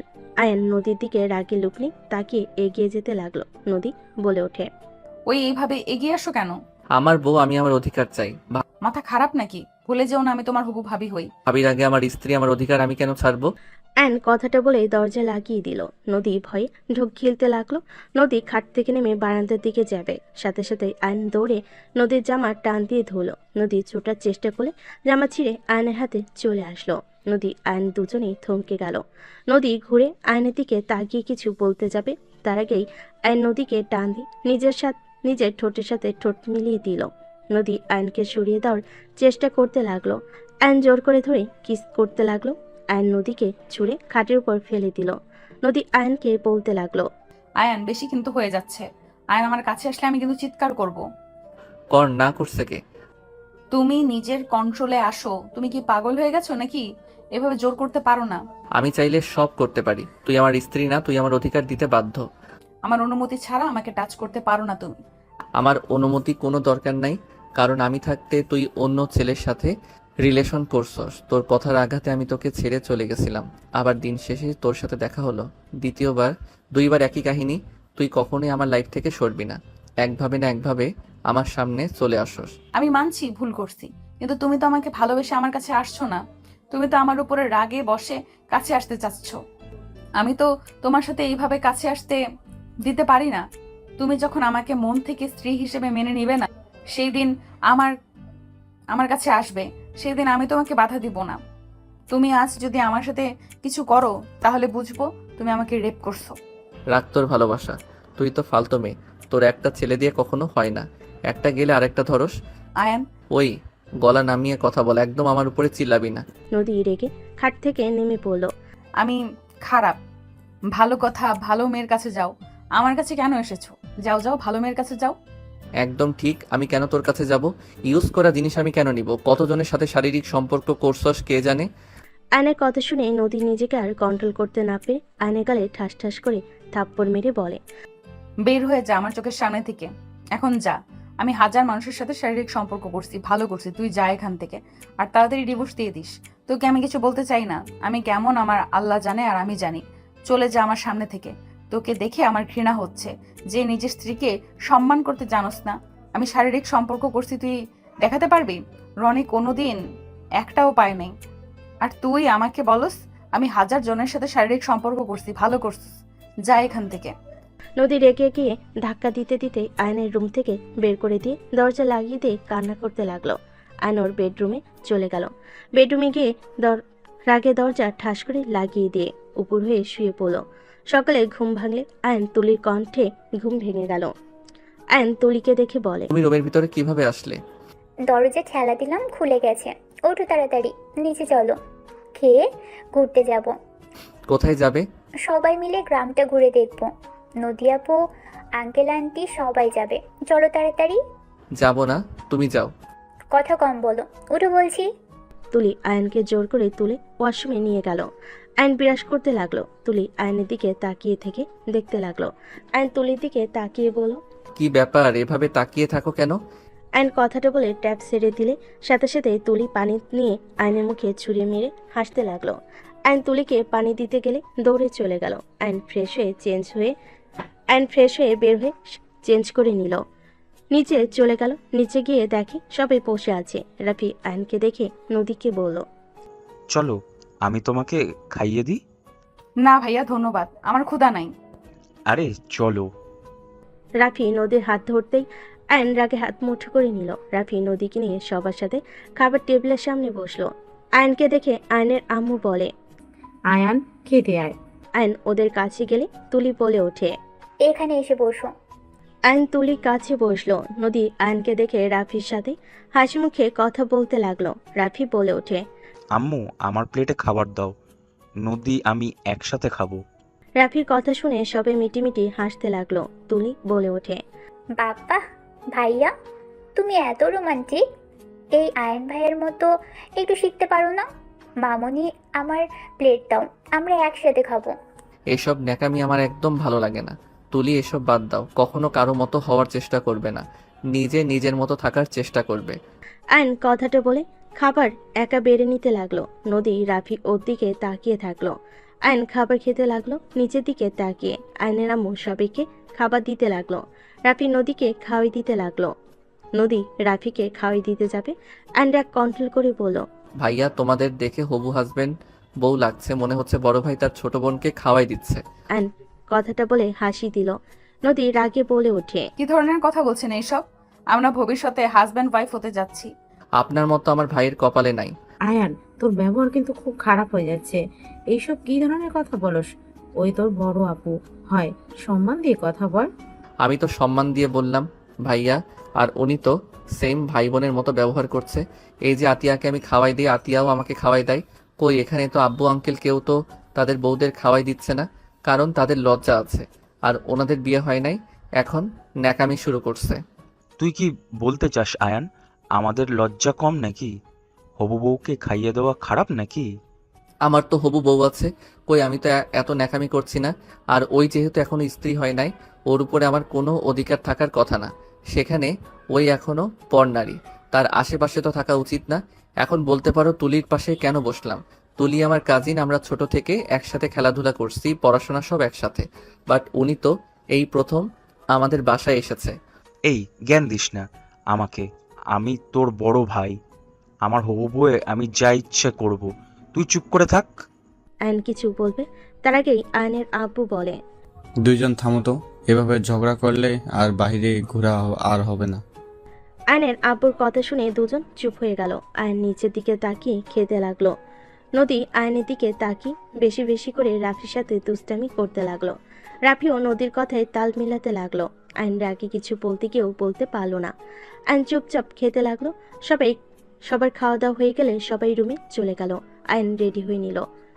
আয়ন তুলির সাথে মিলি শার্ট পরলো। সবাই মিলে বের হয়ে গেল। তুলি আয়নের হাত ধরতে গেলে আয়ন নদী রাফিকে হাত ধরতে দেখে রাগে তুলিকে বলল, ওরা আগে যাক, আমরা তো আমাদের এলাকা চিনি। হুম। ওরা সবাই আগে যেতে লাগলো। আইন তুলি আস্তে আস্তে টুকটাক কথা বলতে বলতে যেতে লাগলো। এদিকে নদীর রাগ হতে লাগলো। নদী রাফিকে বলল, আমি আইসক্রিম খাবো, আমাকে কিনে দেন না। চলো মাঠের কাছে যাই, কিনে দিই। নদী রাফি আইসক্রিম কিনতে মাঠের কাছে গেল। আয়ন তুলির হাত ধরে নিয়ে গেল। আইসক্রিম চাইতেই আয়ন বলে, মামা আমাদের 3টা দেন। আতিয়া, তুই এদিকে আয়। আয়নের কথা শুনে রাফি নদী বলে ওঠে, মামা, আমরা আগে চাইলাম, আপনি ওদের আগে কেন দিচ্ছেন? আমার সবগুলো দেন, সবাইকে দেন। আয়নের কথা শুনে আইসক্রিমওয়ালা সবাইকে দিতে লাগলো। তুলিকে দিলে আর একটাই থাকলে রাফি ওইটাই নিতে গেলে আয়ন আইসক্রিম নিয়ে 1000 টাকা দিয়ে বলল, মামা রেখে দেন। মামা, আপনি আমাদের সাথে অন্যায় করলেন না? আমরা আগে চাইলাম, সব আইসক্রিম ওনার কথায় দিয়ে দিলেন। নদীর কথা শুনে আইসক্রিমওয়ালা বলে, আয়ান ভাইকে না দিলে কাকে দিব? উনি আমাদের সাহায্য না করলে আমরা আজ ব্যবসা করে খেতে পারতাম না। এই দোকান যত আইসক্রিম আছে সব ওনার জন্য আছে। উনি ফ্রিতে চাইলেও এখানে যত দোকানদার আছে সবাই ওনাকে দিবে। সামান্য টাকা নিয়ে কি আমি আয়ান ভাইকে আইসক্রিম দেওয়া বাদ দিয়ে দিব নাকি? লোকটা কথা শুনে নদী কিছু না বলে রাফিক নিয়ে চলে যেতে লাগলো। আয়ন মিটি করে হাসতে লাগলো। আয়ান, এটা কি ঠিক করলে? নদী আপুকে আইসক্রিম দিলে না কেন? আমি কি করলাম? এখানে তো একটা আইসক্রিম আছে, আমার গলা শুকিয়ে গেছে। আমি খাওয়া বাদে অন্য কাউকে দিয়ে মানব সেবা করতে পারবো না। এইটা কেমন কথা? আমি তো আগে দেখেছি তুমি না খেয়ে অন্যদের দিয়ে দিতে, সেখানে আজ এই ধরনের কথা বলছো? সবাই সারা জীবন এক থাকে না, সবাই পরিবর্তন হয়, সেখানে আমিও হয়েছি। বাদ দাও, চলো হাঁটি। আয়ন আইসক্রিম খাওয়া বাদ দিয়ে আইসক্রিম হাতে নিয়ে তুলির সাথে হাঁটতে লাগলো। সামনের দিকে এগিয়ে গেল। রাফি আয়নের দিকে তাকিয়ে বলে, আইসক্রিম খাচ্ছিস না? নদীকে দিলে কি সমস্যা রে? গলিয়ে ফেলে দিচ্ছিস, তাও নদীকে দিচ্ছিস না। আমার জিনিস আমি খাবো না, দরকার হলে ফেলে দিব, তারপর কাউকে দিব না। রাফি ভাইয়া চুপ করেন, ওর জিনিস খাওয়ার কোনো ইচ্ছে নাই। সামনে ফুচকা বিক্রি করছে, সবার আগে আমরা খাবো। তুলি, ফুচকা খাবে? হুম, ফুচকা তো আমার অনেক পছন্দ। চলো চলো তাড়াতাড়ি। আয়নের হাত ধরে তুলি আয়নকে টেনে নিয়ে যেতে লাগলো। আয়ন আইসক্রিম ফেলে দিল। নদী রাফি সবার পিছন পিছন হেঁটে ওদের কাণ্ড দেখতে লাগলো। রাফি আস্তে আস্তে বলতে লাগলো, কত ফাজিল হয়েছে, নিজের বউর সাথে কেউ এমন করে নাকি? সবাইকে আইসক্রিম দিল, আর নিজের বউকে না দিয়ে আইসক্রিম ফেলে দিল? আমাকে অন্য কিছু বোঝাচ্ছে। যেমন করুক না কেন আমি জানি আমাকে ভালোবাসে, আর ওই নিজেই প্রমাণ করে দিল। নদীর কথা শুনে রাফি অবাক হয়ে ওর দিকে তাকালো। রাফি বলে ওঠে, কি বলো? এখানে তো তোমার সাথে অন্যায় করলো, সেখানে তোমাকে কিভাবে ভালোবাসলো? রাফির কথা শুনে নদী মিষ্টি করে হেসে বলে, ওই আমাকেও খেতে দেয় নাই, নিজেও কিন্তু খায় নাই। পারলে কিন্তু ওই আমাকে দেখিয়ে দেখিয়ে খেতে পারতো, কিন্তু ওই খায় নাই, কারণ আমি খাই নাই দেখে। ও রাগের বশে যাই করুক না কেন ওই আমাকে ভালোবাসে, ওই নিজের অজান্তে প্রমাণ করে দেয়। নদীর কথা শুনে রাফি অবাক চোখে তাকালো। রাফি কিছু বলার আগে নদী আয়নকে দেখি রাফির হাত ধরে ওদের সামনে দুইটা চেয়ারে বসলো। নদী 1 প্লেট ফুচকা অর্ডার দিল। আয়ন ওদের দেখো না দেখার ভান করে অন্যদিকে তাকিয়ে থাকতে লাগলো। সবাইকে ফুচকা দিতে লাগলো। লাস্টের দিকে আয়ন নদীকে দিলে আয়ন ফুচকা মুখে দিল। নদী রাফিকে খাওয়াই দিতে লাগলো। রাফি নদীকে খাওয়াই দিতে লাগলো। আয়নের রাগ হইল, কিছু না বলে আয়ন তুলির দিকে এগিয়ে দিলে তুলি অবাক হয়ে তাকিয়ে বলে, তুমি খাওয়াই দিবা? আমি কি স্বপ্ন দেখছি নাকি? আরে খাও, এত অবাক হবার কি আছে? আমি তো তোমার হবু হাজবেন্ড। আয়নের কথা শুনে তুলি খুশি হয়ে ফুচকা মুখে নিল। আয়ন খেতে লাগলো আর তুলির সাথে মিষ্টি করে হাসি দিয়ে গল্প করতে লাগলো। নদীর রাগ হতে লাগলো। রাফি কানে কানে বলতে লাগলো, কুল, রাগ করলে তো হেরে যাবে। নদী শান্ত হলো। আয়ন তুলিকে এভাবে হাসি খুশি দেখে সবাই অনেক খুশি হলো। হঠাৎ করে একজন এসে বলে ওঠে, কি রে ভাই, আমাকে রেখে একা একা খাচ্ছিস? আরে আপু যে, আসো। মামা আপুকে 1 প্লেট দেন। তোর প্লেট থেকে খাবো। রাফি ভাইয়া কেমন আছো? আলহামদুলিল্লাহ, তুমি কেমন আছো? আলহামদুলিল্লাহ। রূপা সবার সাথে সালাম দিয়ে কথা বলতে লাগলো। রূপা আয়নের প্লেট থেকে ফুচকা নিয়ে খেতে লাগলো। তুলিও সেম ভাবে খেতে লাগলো। আয়ন দুজনের দিকে তাকিয়ে বলল, আরে বাবা, দুইজন আমাকে তো খেতে দিবে নাকি? ভাই বোনরা খেতে নিলে কথা বলতে হয় না, চুপ করে থাকো। রূপার কথা শুনে সবাই হাসতে লাগলো। নদীর আব্বু বলে, মেয়েটা কি? নাতাশার ভাতিজি। নাতাশা ভাতিজি? মাশাল্লাহ, অনেক বড় হয়ে গেছে। নাতাশার মতো কিছুটা লাগে, কিন্তু আয়নের সাথে এত মিল। আয়ান আমাদের বিরুদ্ধে গিয়ে ওদের সাথে থাকতো। নাতাশাকে আয়ান অনেক ভালোবাসতো, ওর কাছে পড়তো। মাঝখানে যেই সব হয়, নাতাশাকে রেপ করলো, বাবা ওদের বিরুদ্ধে কাজ করলো, সেখান থেকে আয়ান ওদের সাথে থাকতো। এসএসসি পরীক্ষার পর তো ঢাকা চলে যায়। যাক, ওদের সাথে সম্পর্ক ভালো আছে, এটাও দেখে ভালো লাগছে। এই থাক, আমি যাই। ওয়েট, কোথায় যাবে আপু? কোচিং করাতে যাব। ভাইয়াকে বিয়ে করে নিলে তো তোমাকে এইসব জব করতে হয় না। আয়নের কথা শুনে সবাই অবাক হয়ে তাকালো। রাফি আয়নের দিকে তাকালে আয়নের আম্মু বলে, আয়ান, কি ধরনের কথা বলস? কিছু না, ওকে আপু যাও। রূপা চলে গেল। নদী রাফিকে লাস্ট ফুচকা মুখে দিতেই যাবে। আয়ন সাথে সাথে ফুচকাটা নিয়ে নিজের মুখে পুরে নিল। নদী রাগী লুক নিয়ে তাকালে আয়ন ফুচকার বিল দিয়ে বলে, ভাবি রাগ করলেন নাকি? আরে ভাবি, আমি আপনার দেবর হই, সেখানে আমি একটু খেতে পারি না? আয়নের কথা শুনে নদী কিছু বলল না। সবাই হাঁটতে লাগলো। আয়ন তুলি কথা বলতে বলতে যেতে লাগলো। সবাই ঘোরাঘুরি করে বাসায় ফিরতে ফিরতে সন্ধ্যা হয়ে গেল। হঠাৎ করে নদী চিৎকার দিয়ে উঠলো। সবাই পিছনের দিকে তাকালে নদীর আম্মু বলতে লাগলো, কি হয়েছে আম্মু? নদী কথাটা বলতেই আয়ন নদীর কণ্ঠ শুনে বুকের ভিতর ধুক করে উঠল। আয়ন ফোনের টর্চ জ্বালিয়ে দৌড়ে নদীর কাছে গেল। সবাই কাছে আসলে নদী পড়ে যেতে নিলে রাফি ধরার আগেই আয়ন ধরে বলল, নদী, এই নদী, কি হয়েছে? এই নদী, কথা বলো। আয়ন আমাকে কিছু কামড় দিয়েছে। নদী কথাগুলো বলে জোরে জোরে কান্না করতে লাগলো। আয়ন নদীর পায়ের দিকে তাকিয়ে চমকে উঠল। আয়ন তাড়াতাড়ি করে নদীর পায়ের কাছে বসলো। কোনো কিছু না ভেবে আয়ন নদীর পায়ে রক্ত চুষতে লাগলো। সবাই ইতস্তত হয়ে গেল। নদীর আম্মু বলে, আয়ন পাগল হয়ে গেছিস নাকি? সাপে কামড় দিয়ে থাকলে তুই তো মারা যাবি। আয়ন থাম বলছি, ওর পা বাঁধতে হবে, সামনে হসপিটাল আছে। আয়ন কি করছো? তুমি তো মারা যাবে। আয়ন আমার পা ছাড়ো। আয়ন প্লিজ পা ছাড়ো। আয়ন কারো কোনো কথা না শুনে পায়ে রক্ত চুষে ফেলতে লাগলো। আয়নকে তুলি ধাক্কা দিয়ে বলে, পাগল হয়ে গেছো? তুমি মারা যাবে? সামনে হসপিটাল আছে, আপুকে নিয়ে চলো। আয়ন তুলিকে কিছু না বলে নদীর পা ধরতে যাবে। নদী হাঁটু গেড়ে বসে আয়নের 2 গাল ধরে বলতে লাগলো, এসব কি করছো?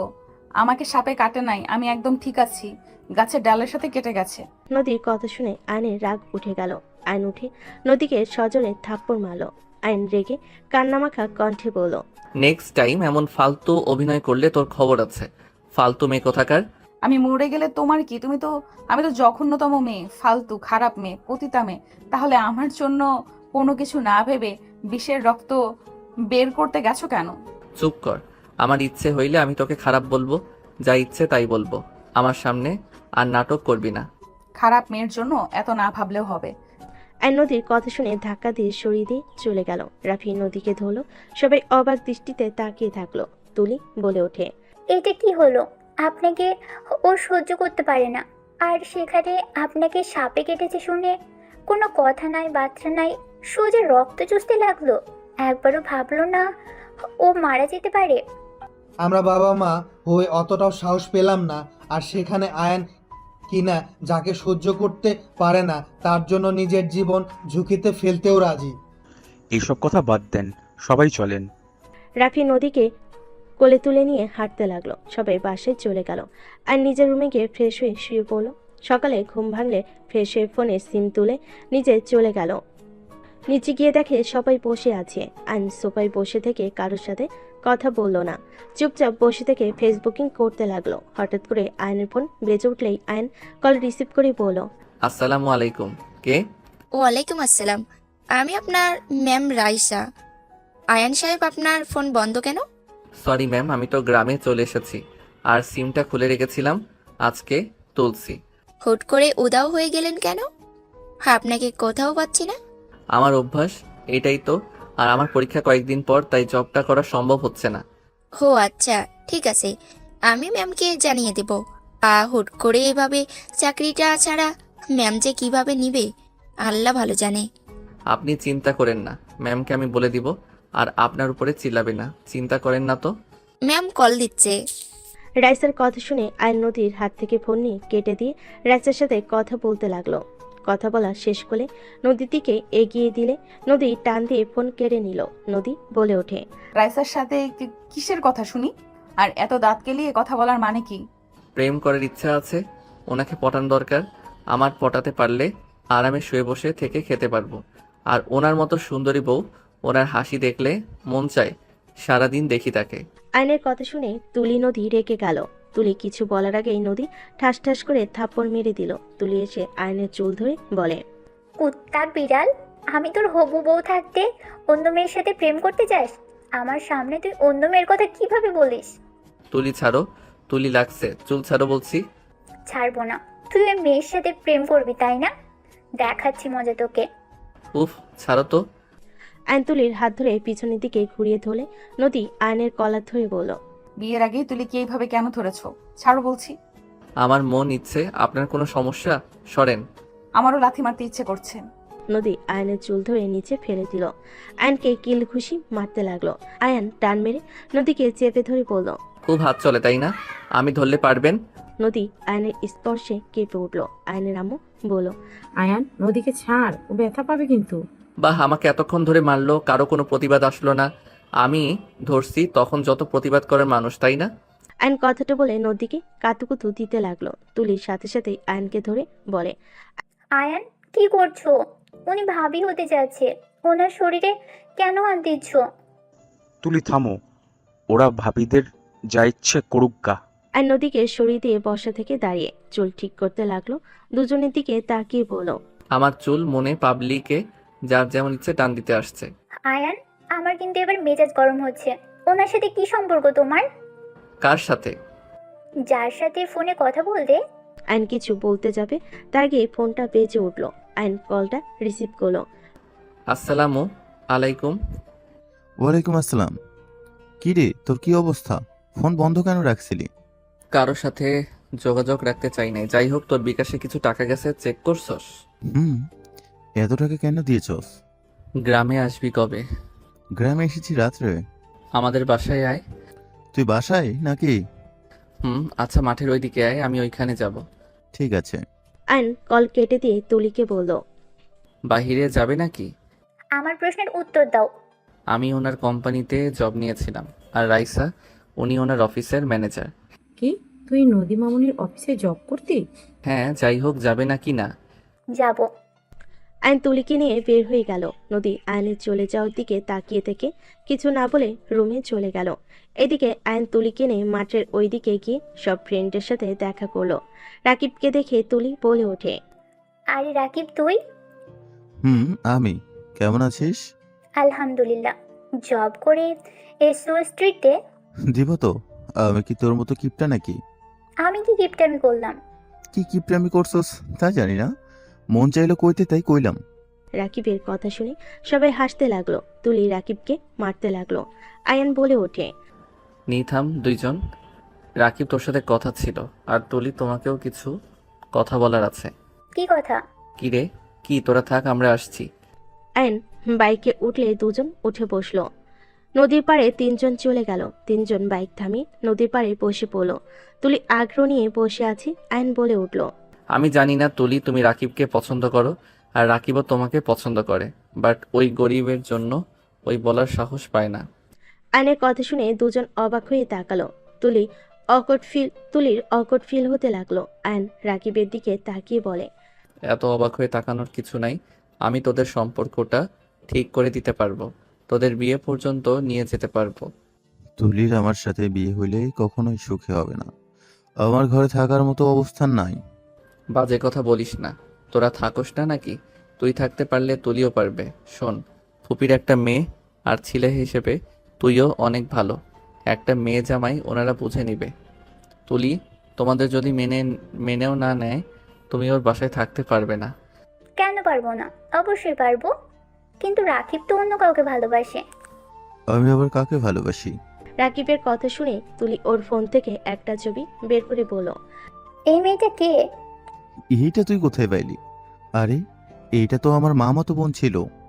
ওর তো বিয়েও হয়ে গেছে, আর ওই পায়ে ব্যথা পেয়েছিল তাই কোলে করে নিয়ে গেছি। এখানে প্রেমের কি ছিল? রাকিবের কথা শুনে তুলি বলে, কুত্তা, আমি অন্য কিছু ভেবে কষ্ট পেয়েছি। তুই কি সত্যি আমাকে ভালোবাসস? জানি না। আমি আসছি, আমার কাজ আছে। ওইখান থেকে উঠে বলল। রাকিব বলল, বাইক রেখে যাব নাকি? যা ভাগ শালা। কাকে শালা বলস? আমি তোর দুলাভাই লাগি, তুই তো আমার শালাই হবি। বিয়ে না করলে তোর কাজিনকে বিয়ে করে তোকে শালা বানাইতাম। আয়নের কথা শুনে দুজন অবাক হয়ে তাকালো। তুলি বলে ওঠে, তুমি বিবাহিত মানে? হ্যাঁ আমি বিবাহিত, বাকিটা রাকিবের থেকে শুনে নিও। বাই। আয়ন বাইকে উঠে চলে গেল। এদিকে রাকিব তুলি দুজনে ভুল বোঝাবুঝি শেষ করে মিল হয়ে গেল। আয়ন বাইক নিয়ে সোজা বাসায় চলে গেল। বাসার ভিতরে গেলে দেখে নদী আতিয়ার হাতে মেহেদি দিয়ে দিচ্ছে। রাফি আর সবাই পাশে বসে আছে। আতিয়া বলছে, বাহ ভাবি, আপনি তো সব দিক দিয়ে এক্সপার্ট। ভাইয়া তুমি তো ভাগ্যবান, ভাবির মতো সুন্দর ভালো একটা মেয়ে বউ হিসেবে পেতে যাচ্ছ। নদীর সামনের দিকে তাকাতেই আয়নকে দেখে নদী বলে, আমিও তো ভাগ্যবতী, ওনার মতো সুন্দর মনের মানুষ পেতে যাচ্ছি। ওনাকে যে স্বামী হিসাবে পাবে, তার জীবনে আর কি চাই বলেন? যাহ বউ, এইভাবে বলো না, আমার বড্ড লজ্জা লাগছে। ওগো মোর হবু বরটা। নদী রাফির কথা শুনে আয়নের রাগ কন্ট্রোল করতে পারলো না। আর নদীর সামনে গিয়ে বলল, মাই ডিয়ার হবু ভাবি, মেহেদি দেওয়া শেষ হইলে রেডি হয়েন। আমার বউকে কোথায় নিয়ে যাবি? ভাইয়া তোমার সাথে কথা বলতে চাচ্ছি না। ওই কানে কি গেছে? কি বলছি আপনাকে? আমি কোথাও যেতে পারবো না। আমি নিয়ে যেতে চাচ্ছি, আপনি যাবেন। আর না হয় 3 দিনের ভিতরে আমাকে মুক্ত করে দিবেন।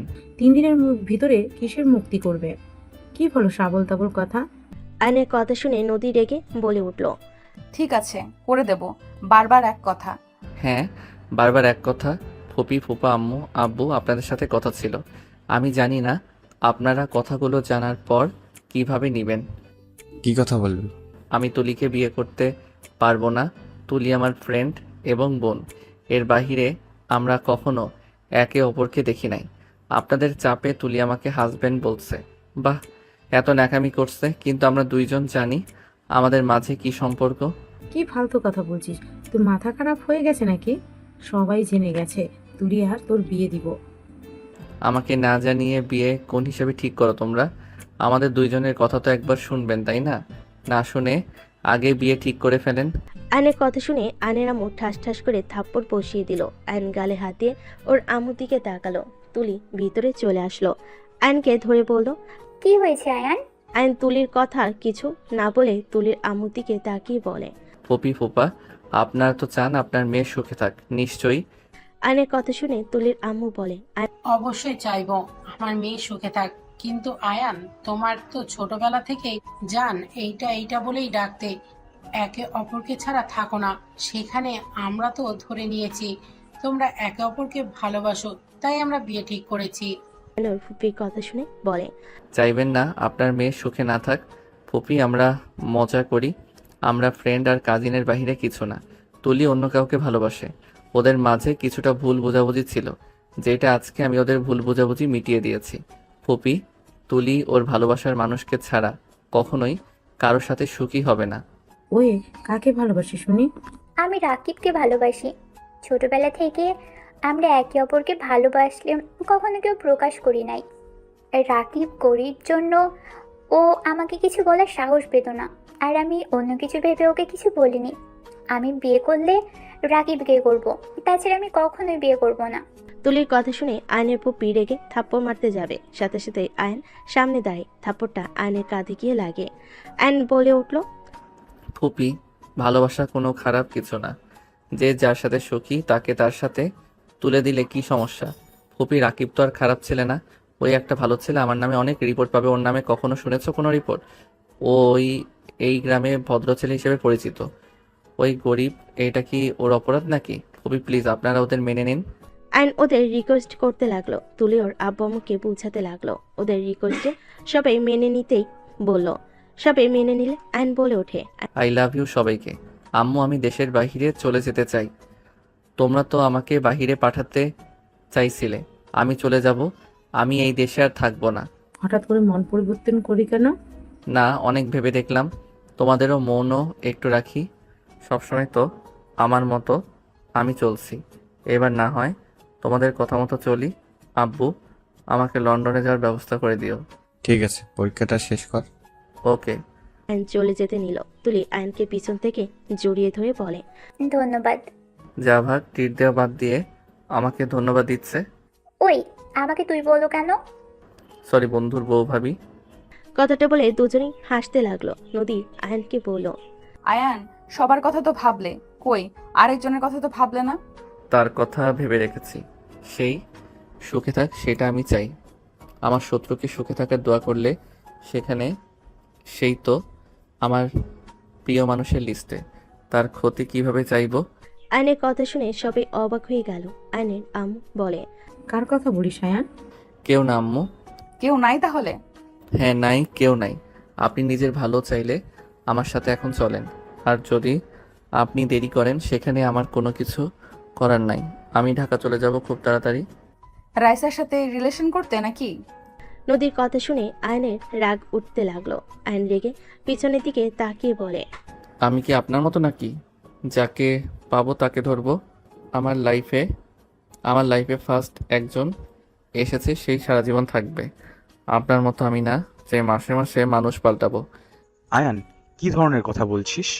আয়নের কথা শুনে নদী কান্না করতে করতে বলে। হ্যাঁ হ্যাঁ, আমি তো খারাপ, আমি তো দেহ ব্যবসা করে খাই। তুমি কেন আমার মতো হবে? তুমি তো অনেক ভালো, খারাপ তো আমি। সব জেনে নিজের ভাইয়ের জীবন বাঁচাতে চাও না কেন? তোমার ভাইয়ের সাথে বিয়ে ঠিক হয়েছে, সেখানে সবাইকে বলে দাও নাই কেন যে আমি খারাপ, আমার সাথে বিয়ে হলে তোমার ভাইয়ের লাইফটাই নষ্ট হয়ে যাবে? নদী, এসব কি ধরনের কথা বলিস? আয়ন, তোমাকে আমি অনেক সহ্য করেছি, আর না তুমি আমার মেয়েকে যাই নাই তাই বলো। তুমি পেয়েছোটা কি? তোমার মনে যা আসবে তাই বলবে নাকি? আর ভাইজান ভাবি আপনারা চুপ করে থাকেন, ছেলেকে কিছু বলেন না? কি বলবে ঠিক বলে? আমি তো খারাপ মেয়ে, তাই আমাকে খারাপ বলে। আমি চুপ কর, আমি কি জানি না আমার মেয়ে কেমন? আয়ান, তোমার সমস্যা কি? তুমি আমাদের অফিসে জব করতে, ধরতে গেলে নদী তোমার বস ছিল, সেখানে তুমি ওর সম্পর্কে এত বাজে কথা কিভাবে বলতে পারো? তুমি আমার মেয়ের সম্পর্কে কতটুকু জানো? আমি কি একবার আপনার মেয়েকে বলছি ওই দেহ ব্যবসা করে খাই? আর সবসময় বেশি কথা কেন বলো? আমার মেজাজ গরম করে কেন দাও? খারাপ মেয়ে তাই দেয়, আর কোনো কিছু বলবে? আব্বু আম্মু, আমি বাসায় যেতে চাই। ব্যাস, অনেক হয়েছে। আয়ান, তুই সবাইকে ভুল ধরিয়ে দেস, নিজে যে ভুল করছস সেগুলো কিছুই না। তুই নদীকে অপমান কিভাবে করস? তোর কি লজ্জা করে না? ওইগুলো মানুষের সামনে নদীর অপমান করছস। আমার ভুল হয়েছে তোমার হবু ওকে কিছু বলে। আমি হাত জোর করে ক্ষমা চাচ্ছি ভাবি, ক্ষমা করে দেন। আপনার বিষয়ে আর কোনোদিন কিছু বলবো না। যত তাড়াতাড়ি পারেন কাজটা করে দিয়েন। আয়নের কথা শুনে রাফি নিজের রাগ কন্ট্রোল করতে পারল না। আয়নকে ঠাস করে থাপ্পড় মেরে দিলে সবাই চমকে ওঠে। আতিয়া বলে উঠল, ভাইয়া তুমি ছোট ভাইয়াকে থাপ্পড় মারলে? তুমি তো ছোট ভাইয়াকে কখনোই মারো নাই। হ্যাঁ মানলাম, অনেকবার বেড়ে গেছিস। আপনার জন্য আমার ভাইয়া আমাকে এই প্রথম থাপ্পড় মারলো। আপনি কখনোই আমার জন্য ভালো ছিলেন না। আপনি ভাইয়ার বউ হতে না হতে আমাকে থাপ্পড় খাওয়ালেন, আর বউ হয়ে আসলে আপনি যে আমাকে এই বাড়ি থেকে বের করবেন আমার বুঝতে আর বাকি নাই। আয়নের কথা শুনে রাফি মারতে যাবে, নদী রাফির হাত ধরে বলে, ভাইয়া প্লিজ বাদ দেন, আমি এখান থেকে চলে যাচ্ছি। আমি চাই না আমার জন্য আপনাদের মাঝে কোনো ঝামেলা হোক। সরি আঙ্কেল আন্টি, আমি রাফি ভাইকে বিয়ে করতে পারবো না। আর আমি ভালো মেয়ে না, আমি অনেক জঘন্যতম মেয়ে। আমাকে ছেলের বউ বানালে আপনাদের এত সুখের সংসার নষ্ট হয়ে যাবে। নদী কান্না করতে করতে দৌড়ে চলে গেল। রাফি রেগে আয়নের গালে আরেকটা থাপ্পড় মেরে বলে, তুই কেমন ছেলে রে, নিজের স্ত্রীকে ফ্যামিলির সামনে পরিচয় দিতে পারোস আর বলস নদী খারাপ? তুই নিজের এত ভালো যে নিজের স্ত্রীকে কারোর সামনে পরিচয় দিতে পারোস না, আবার সেই মুখে বড় বড় কথা। ওই তুই কাকে খারাপ বলস? আমি সব কিছু শুনেছি। নদী খারাপ নাকি তোর মন মানসিকতা খারাপ? রাফির কথা শুনে সবাই চোখ বড় বড় করে তাকালো। আয়নের আম্মু বলে ওঠে, নিজের স্ত্রী মানে? রাফি এসব কি বলস? ঠিক বলছি আমু, নদী আয়নের স্ত্রী। সবাই না শুনে কোনো বাজে কথা বলবে না দয়া করে, আর কেউ কাউকে ভুল বুঝবে না। দয়া করে আমার সম্পূর্ণ কথা শুনবে, তারপর কথা বলবে। আমার মেয়ে আমাদের না জানিয়ে আয়নকে বিয়ে করেছে, এটা কখনো বিশ্বাসযোগ্য না। আমার মেয়েকে আমি চিনি, আমার মেয়ে কখনোই এমন কাজ করবে না। আমার মেয়ে তো অন্য কাউকে ভালোবাসে, তাকে রেখে আরেকটা ছেলেকে, তাও বা জুনিয়র ছেলেকে বিয়ে করবে? অসম্ভব। হ্যাঁ অসম্ভব। ওরা নিজের ইচ্ছে করে বিয়ে করে নাই। বিয়ে করছে আবার বলস নিজেরা ইচ্ছে করে করে নাই? তাহলে কি নদী আপু তোমার স্ত্রী? তুই জানতি নাকি? রাকি বলেছে, বাট ওর স্ত্রীকে সেটা রাকি বোঝে না। কিন্তু ওর স্ত্রীর সাথে তো ওর কোনো সম্পর্ক নেই। ওদের বিয়ে তো লোকজন জোর করে দিয়ে দিয়েছিল। আর নদী আপু তো তাহলে আয়নকে ভালোবাসে না। আয়ন ভালোবাসলে নদী আপু অন্য একজনকে ভালোবাসে। তাহলে আপু আবার আয়নের পাশে কাউকে সহ্য কেন করতে পারছে না? আর আয়ান, তুই তো নদী আপুকে অনেক ভালোবাসিস, এমন ব্যবহার কেন করলি? জোর করে বিয়ে দিয়েছে মানে? আমি তোমাদের সব খুলে বলি। রাফি প্রথম থেকে সবকিছু খুলে বলা শেষ হলে আয়নকে বলো, নদীকে তুই যেমন ভাবছস ও তেমন না, বুঝতে পারছস? সবার লাইফে তো প্রেম আসে। কেন আমি যে রূপাকে ভালোবাসতাম, আমি খারাপ জানার পরেও রূপা আমাকে আজও ভালোবাসে, অথচ আমি প্রতিবারই ওকে ঠকিয়ে গেছি, তাও আবার হাত ছাড়ে নাই। ওই আমার বিপদে পাশে থাকে, আমি বিপদে পড়লে ওই সবার আগে ছুটে আসে। আর সেখানে নদী নিজের ভুল বুঝে তোর কাছে ফিরে আসতে চাইলো, আর তুই তাকে খারাপ মেয়ে বলে গুণা করে দিলি। তুই জানোস ও আমাকে সব কিছু বলে দেয়, ওই তোকে ভালোবাসে, ও কাউকে বিয়ে করতে পারবে না। এসব যা দেখছো সব অভিনয়, তোকে জেলাস ফিল করানোর জন্য নদী আর আমি অভিনয় করছি। আমি ওকে বউ বললে লাস্টে মা আস্তে আস্তে বললাম। কি এত কিছু হয়ে গেছে, কেউ আমাদের কিছু জানাসনি? আর বুঝতেও দিল না?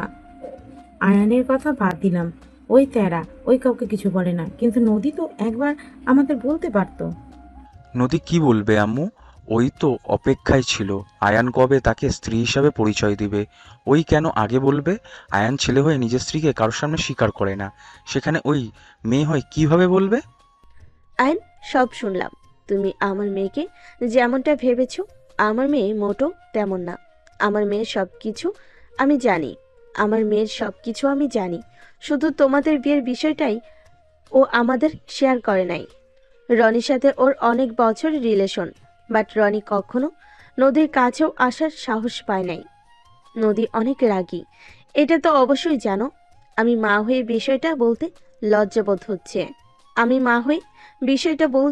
আমার লজ্জাবোধ হচ্ছে। কিন্তু তুমি বিষয়টা নিয়ে নদীর সাথে কথা বলতে পারতে, এভাবে ভুল বোঝাবুঝি মিটিয়ে নিতে পারতে। আমি কি করব? আপনার মেয়ে তো আমাকে ভালোবাসতো না, আমাকে সহ্য করতো না, আমাকে কত অপমান করছে। আমি তারপর ওনাকে কিছু বলি নাই, বাট লাস্টে বিষয়টা আর মেনে নিতে পারছিলাম না, তাই আমি দূরে সরে এসেছি। কিন্তু ওই আবার এখানে এসে ভাইয়ার সাথে শুরু করে দিয়েছে। নিজের স্ত্রী অন্য এক পুরুষের সাথে এত ন্যাকামি করলে কার সহ্য হবে? ও তোকে রাগানোর জন্য এমন করতেছে যাতে রেগে গিয়ে তুই সবাইকে সব বলে দোস নদী তোর স্ত্রী। বাট উল্টা তুই কি করলি? ডিভোর্স চাওয়া শুরু করছো? অত মাথা কাজ করে না। এখানে আবালের মতো দাঁড়িয়ে না থেকে ভাবিকে গিয়ে সামলাও। উনি মনে হয় লাগেজ গোছানো শুরু করে দিয়েছে নাকি? ভাইয়া ভাবিকে যেতে দিও না। আয়নার এক মুহূর্ত দেরি না করে দৌড়ে নদীর রুমে চলে গেল। নদী বের হবে সাথে সাথেই আয়ন নদীকে জড়িয়ে ধরে ঘরের ভিতর ঠেলে নিয়ে যেতে লাগলো। নদী বলতে লাগলো, এ ছাড়ো বলছি, আমাকে যেতে দাও। আয়ন দরজা লাগিয়ে দিয়ে বলে, জান যাও না, তোমাকে ছাড়া ভালো লাগে না। এই যে কান ধরছি, আর কোনোদিন তোমাকে বাজে কথা বলবো না, আল্লাহর কসম। আর কখনোই তোমাকে গালাগালি করব না। আমাকে যেতে দাও, আমার মতো খারাপ মেয়ের সাথে সংসার করতে হবে না, ছেড়ে দাও আমাকে। আয়ন নদীর পা জড়িয়ে ধরে বাচ্চাদের মতো করে কান্নার অভিনয় করে বলতে লাগলো, যাও না বউ, তোমাকে ছাড়া আমি একা থাকতে পারবো না। বিয়ে করে সিঙ্গেল থাকতে ভালো লাগে না। এইবারের মতো ক্ষমা করে দাও, আমাদের বাচ্চার কথা ভেবে ক্ষমা করো। আয়নের মুখ দেখে আর কথা শুনে নদী হাসি থামিয়ে রাখতে পারলো না পেরে ফিক করে হেসে দিয়ে বলে, বাচ্চা কোথা থেকে আসলো? আয়ন উঠে বলল, ইয়াহু, আমার বউ হাসি দিয়েছে, আর বাচ্চা আসার জন্য তো তোমাকে দরকার জান। কথাটা বলে ধাক্কা দিয়ে খাটের উপর ফেলে দিল। আয়ন নদীর উপরে লাফ দিয়ে উঠে বলল, এখন আদর করি, আমি কিন্তু মন থেকে আদর করতে চাচ্ছি। আয়নের বাচ্চাদের মতো কথা বলার স্টাইল দেখে নদী হাসি হাসি মুখে মাথা নেড়ে হ্যাঁ সূচক দিল। আয়ন খুশিতে নদীর উপর ঝাঁপিয়ে পড়ল। নদী আয়নকে পাল্টা আদর করতে শুরু করে দিল। বাকিটা ইতিহাস।